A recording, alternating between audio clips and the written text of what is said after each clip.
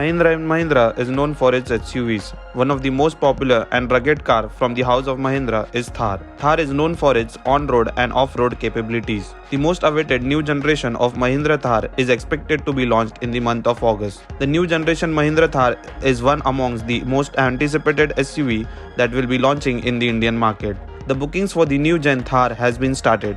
The company's dealers are unofficially accepting bookings for the upcoming off-road SUV ahead of its launch. The next generation Thar was supposed to be launched much earlier, however it was delayed due to the COVID-19 pandemic. The 2020 Mahindra Thar has been spotted many times in its testing phase across various parts of the country. As a result, most of the interior and exterior details have been revealed, indicating the new changes made to the new Gen SUV. The next generation Thar will be using an all-new platform which will be bigger as compared to the previous generation model. It will be built on the same platform as the TUV 300 and the Scorpio model in the brand's lineup. As a result, the upcoming off-road SUV will offer increased cabin space as compared to the current generation model. The biggest highlight on the 2020 Thar will be its fresh new interiors.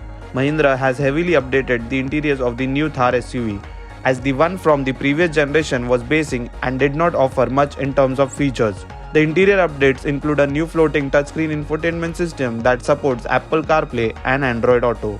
The new generation Thar off-road SUV is expected to be offered with two new engine options, a 2.2-liter turbo diesel unit and a new 2.0-liter TGDI M-Stallion turbo petrol engine that was showcased at the 2020 Auto Expo. Apart from that, it will also feature ABS, a seatbelt reminder, dual front airbags, and a speed alert, all of which are mandated by the new safety laws. What are your thoughts about the new 2020 Mahindra Thar? Do let us know in the comment section.